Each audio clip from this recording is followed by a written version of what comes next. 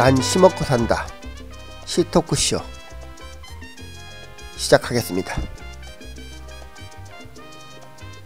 이렇게 소망을 한번 생각해 보는 거지. 그 겨울에 네네. 추우니까. 작년에 좀 많이 안 추웠나요? 아, 그랬나요? 그래서 네. 좀 따뜻한 데로 좀 가고 싶다. 아하. 그래서 기왕이면 네. 뭐 아프리카로 가는 게 아니고 네. 우주선을 타고 네네. 한번 날아가 보자. 네. 상상으로라도. 네네. 그래서 한번 써본 겁니다. 그러면 이 시 제목을 생각해낼 때 어떤 동심적인 마음을 가지고 썼을 그런 생각도 드는데요. 아, 동심보다 네네. 그 우주로 나가고 싶은 네. 그 뭐라고 할까요? 큰 소망을 가지고 쓴 거죠. 네. 그 소망은 어릴 때 갖는 그 뭐가 아닌가요? 아니죠. 네. 우주를 개척하고 싶은 참으십시오. 우주선을 타고 100만 년쯤. 왜 100만 년쯤이라고 생각을 하셨나요? 아, 그 케플러 22라고. 네. 그게 이제 미국에 있는 그 우주항공국에서 네. 발견한 네. 케플러 22라는 별이 있는데 네네. 거기까지의 그 걸리는 네. 거리가 한 100만 년쯤 가야 네. 한대요. 현재의 그 우주선 속도로는 그렇게 가야 한다나 봐요, 아마. 네, 너무 소망이 큰 거 아닌가요? 일단 커야죠, 일단. 네, 이제 본문을 살펴볼까요? 케플러 22b 별의 이름인가요? 네, 그렇게 명명을 한 네. 이름이 아마 그 케플러 22b인가 봐요. 소제목을 이렇게 다시 달아놓은 줄 알았어요. 아, 그래요? 이걸 처음에 보고는. 위에다 뽑아가지고. 네. 별에 가 살고 싶다. 네. 왜 별에 가서 살고 싶다는 생각을 하셨어요? 아, 그거는요. 네네.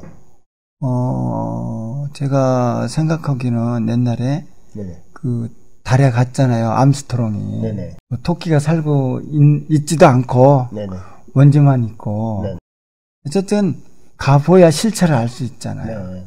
그 가봐야 하는데 그 케플러 22b는 그렇게 살기 좋은 골드락스의 그 세계라고 그러더라고요. 아, 그래요? 그 다음 또 한번 볼까요? 언제나 영상 25도의 따스한 봄 날씨. 네, 거기가 22도의 봄 날씨가 항상 네네. 봄 날씨를 가지고 있는 천체라는 거죠. 별이라는 네. 거죠. 그래서 이러한 별에 가서 네, 살고 정말 싶다고 하신 그렇죠. 거군요. 아주 어디에서 자주 되잖아요. 노숙자가 돼도 참 좋은 별인 것 같습니다. 네. 시인은 종종 노숙자가 되는 것도 괜찮아요. 뭐 그렇게까지 확대하지 마시고 그곳으로 이사 가는 것이 소원이다. 네. 이사를 한번 가고 싶다 이거지. 그런 곳에 있으면 네네. 가서 한번 살고 싶다 그런 뜻이죠.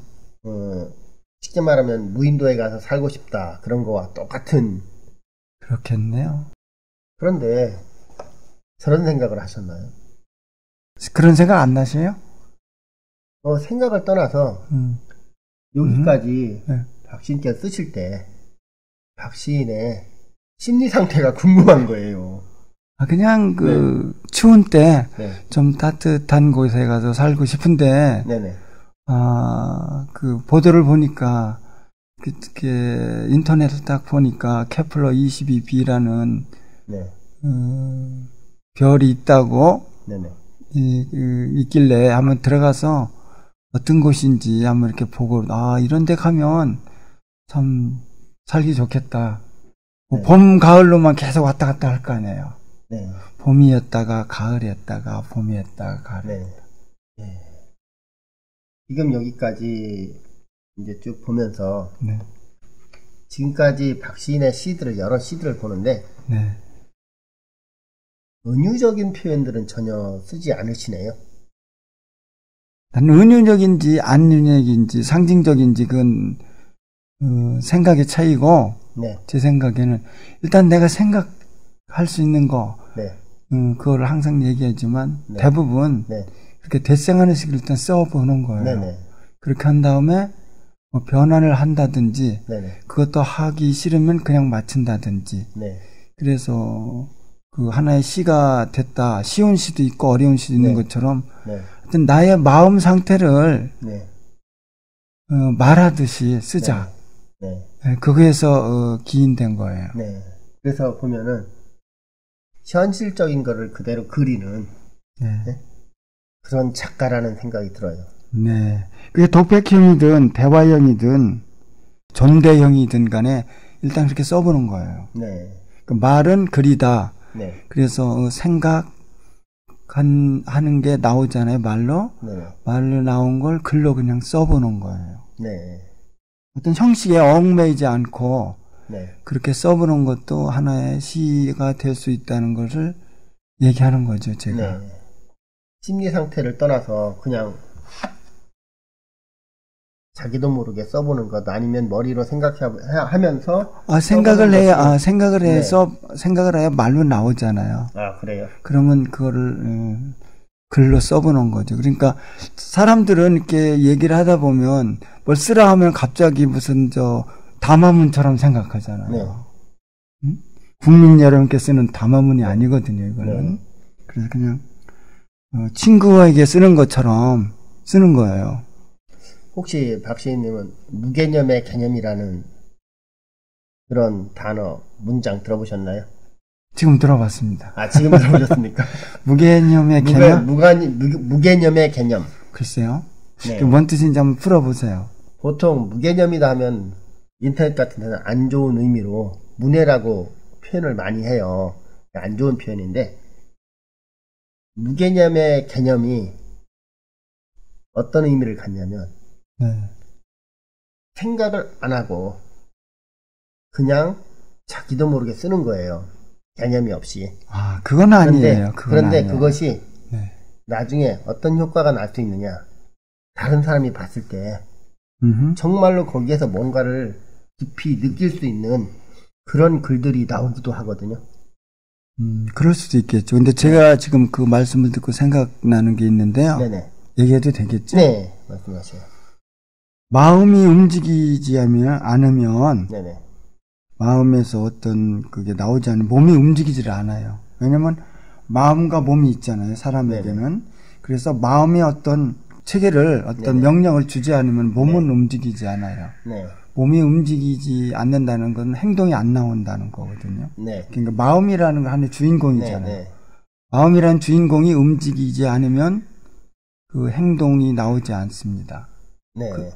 그게 그 기본 사람의 네. 스타일이거든요. 네. 그러니까 결국 마음에 움직임이 있어야 생각이 되고 생각이 나와야 행동이 나오는 거예요. 네. 근데 그 행동은 그러면 그렇게 나오기 때문에 결국 그 사람이 조금 전에 말씀하신 것이 조금 그 설명이 좀 마음에 안 드네요. 아, 그래요? 네.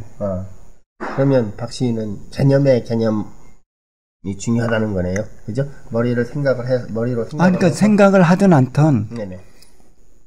그 마음은 어디서 오냐 이렇게 생각할 때 심리학적으로 네네. 그런 것을 이렇게 제가 어딜 보니까 그 마음에는 크게 의식과 무의식 이런 게 있다는 거기서 오는 거예요. 네. 의식했던 자기가 옛날에 가지고 있던 무의식했던 거기서 오는 거라고 이렇게 얘기를 하거든요. 네네. 그러면 의식이나 무의식은 어디서 오냐? 네네. 그러니까 한 3가지 정도를 얘기해요. 네. 첫째는 DNA, 네. 부모로부터 네. 조상으로부터 받은 것이 하나고 네네. 3분의 1, 3가지니까요. 네네. 또 하나는 환경. 네. 그 사람이 어디서 어떻게 살았느냐, 경상도에서 살았냐, 네. 아니면 백령도에서 살았냐. 네네. 그에 따라서 또 달라지고요. 네. 세 번째는 만남. 네. 교육이죠, 만남. 누구를 네. 만나서 네. 대화한다는 건 이게 네네. 교육이거든요. 네네. 그래서 만나서 대화한다는 것은 어떤 걸 학교를 통해서 한다든지 네. 그렇게 되잖아요. 그러니까 꼭 대학교 갈 필요는 없어요. 저는 그렇게 생각해요. 네. 단지 좋은 사람, 네. 좋은 대화를 할 수 있는 친구나 선생님을 만나야 하는 거거든요. 네. 지금은 뭐 꼭 뭐 대학이라는 것을 꼭 가야 할. 근데 사실 대학을 가야 좋은 친구, 좋은 선생님을 만날 수 있어서 가는 거지. 네네. 꼭 대학을 원래 대학이라는 건 없었잖아요. 있었어요. 아, 있었습니까? 대학 중용. 그러니까 대학만 보면 되죠. 네. 뭔데 꼭 대학을 갈 필요 없다. 그러니까 제 얘기가 조금 어떻게 들리실려나 몰라도 이런 세 가지 정도의 네. 그 요소가 네네. 의식이나 무의식을 만들고 그게 또 마음을 만들고 그래서 전에 제가 얘기한 것처럼 전달 체계를 네. 물질을 만들면 그게 행동으로 나타나고 그런다고 일반적으로 제가 그런지는 모르지만 제가 추론한 결과 네네. 그렇게 나눠지거든요. 네네. 그런데 다른 분들은 어떻게 이제 받아들이는지는 모르겠지만 그렇거든요. 그래서 네. 결론은 의식이든 하든 무의식이든 그 사람에게서 나온 거지. 네. 그게 그냥 뭐 문해로 나온 건 아니다. 그렇게 생각이 드네요.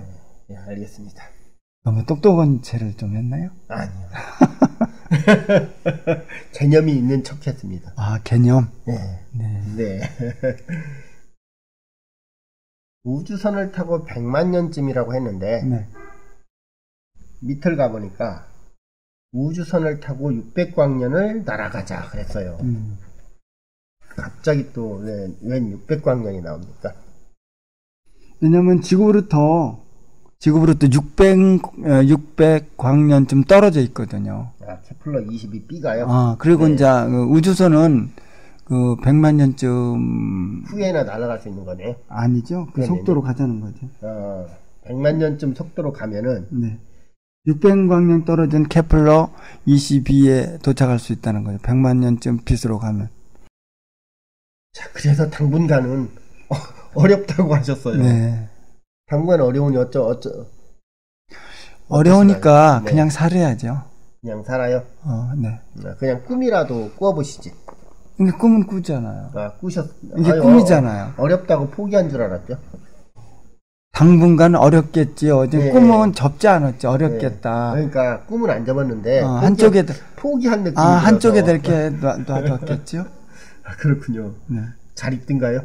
한쪽에다 놔뒀는데. 그럼 어디로 가시는 겁니까? 아니.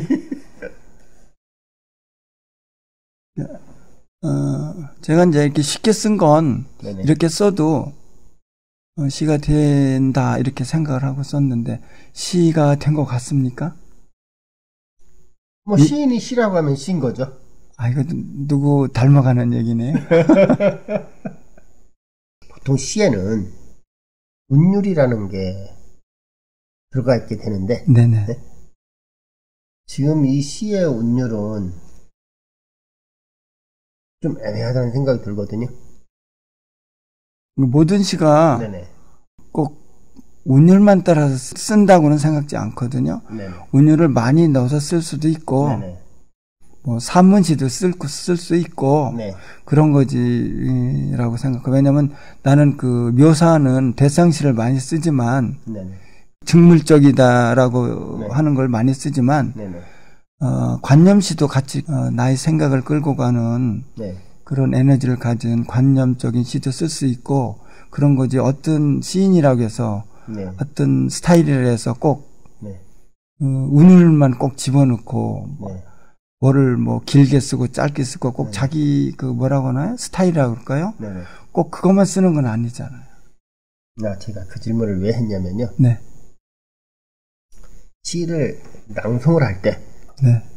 낭송을 하게 되면은 운율을 타게 돼 있어요. 운율을 타서 낭송이 쉬워지거든요. 네. 그래서 낭송시라고도 하고 그러는데, 예를 들어서 배경음악을 깔아놓고 낭송을 보통 하잖아요, 보통. 네. 네. 그럴 때 배경음악을 틀어놓는 이유가 음악에 맞춰서 운율을 타기 위해서 해놔요. 그럼 음악을 딱 틀어놓으면 그 음악에 맞춰서 자기도 모르게 춤을 추듯이 진행돼 가는 게 운율이잖아요. 그렇죠. 그래서 음악도 아무거나 선택을 하는 게 아니고 그 시에 맞는 음악들을 선택을 해서 낭송을 해야 낭송이 잘 이루어져요. 네, 더 멋있겠죠. 네네. 네. 그래서 지금 이 시를 보면서 과연 어떤 음악을 갖다가 틀어야 음악의 그 선율과 시에서 나오는 그 운율을 타고 갈 수 있을까? 그래서 일부러 역설적으로 질문을 한번 던져본 겁니다. 시도 힐링의 하나의 방법이잖아요. 글쓰기가. 네네. 글쓰기는 혼자 하는 그 치유 방법이죠. 혼자서 할 수 있는 많은 방법 중에 하나의 치유 방법입니다. 네, 그렇군요. 그러니까 어떤 기관이나 프로그램에 가입하지 않고 네. 자기의 마음을 일종의 일기라고 해야죠. 그걸 써봄으로써 네. 사실 이야기 치료라는 것도 있는데 네. 친구하고 아니면 아는 사람한테 상담센터를 가서 이야기함으로써 자기의 가슴에 있는 응어리를 네. 그 말하지 못한 그 맥혀 있는 걸 뚫을 수도 있잖아요. 네네. 근데 그거를 사실 거기 가서 남한테 얘기한다는 것도 쉽지 않잖아요. 그랬을 네네. 때 써봄으로써 네. 자기의 그 생각을 정리할 수가 있잖아요. 아, 네. 이제 뭐 그렇게 하면 이렇게 하는 게 좋겠다. 써봄으로써 자기 이야기를 쭉 써봄으로써 그 다음에 그거를 정리함으로써 시가 될 수도 있는 거고, 그러니까 화가 난 일이거나 네. 그 서운함, 슬픔, 마음 아픔, 사랑하고 싶은 그런 것들을 써봄으로써 네. 아쉬움 같은 걸 헤어짐에 대해서 써봄으로써 그게 길게 써보고 또 그걸 정리해 봄으로써 시라는 하나의 그 글로 나오는 거잖아요. 네. 저에게는 그렇다는 거죠. 네. 나의 그 고통이면 고통이고 어떤 그 생각이나 감정을 가라앉은 감정이나 고양된 업된 감정을 그냥 두지 않고 씀으로써 그 쓴다는 것을 시를 씀으로써 좀 치유한다거나 표현한다거나 그렇게 하는 방법을 쓰는데 이게 그 자기가 스타일에 맞다 하는 분들은 이쪽으로 와서 이 방법을 하는 것도 아주 좋은 방법이라고 저는 생각합니다. 네. 네. 혼잣말일 수도 있고 노랫말로 써도 되잖아요. 노랫말도 사실 히트친 노래들 들어 가만히 들어보면 그게 자기의 아픔이라든지 네네. 뭐 화난 거, 헤어짐 네. 뭐 이런 걸 얘기하는 거잖아요. 네. 그 노랫말 일종의 시잖아요. 네. 그러니까 어쨌든 지금 네. 하고 있는 생각이나 행동을 네네. 짧게 써보는 게 시의 시작이거든요. 네네. 그게 또 시라고 볼 수 있고 네. 그리고 그걸 아까 말씀한 것처럼 리듬감 있게 쓰면은 그 낭송의 시가 될 수 있고 네. 그냥 쓰면은 그냥 뭐 산문시가 될 수 있고 네. 그 다음에 이제 그냥 써놓으면 네. 진부하거나 재미가 없으니까 마지막 부분에 어떻게 좀 쇼크를 줄 수 있다거나요. 어떤 네. 감정을 뭐라고 해 좀 없앨 수 있는 어떤 문구를 넣어서 네네. 그 사람을 시를 읽음으로써 글을 읽음으로써 즐거움 맞으면 즐겁게 하는 네네. 그 내용을 아니면 장면을 연출할 수 있는 시를 읽음으로써 즐겁게 될 수 있어야 된다 그렇게 네. 생각하거든요. 네. 자, 그러면 오늘 우주선을 타고 100만 년쯤 오늘 토크쇼 팀에서 마치는 건 어떨까요? 감사합니다. 네.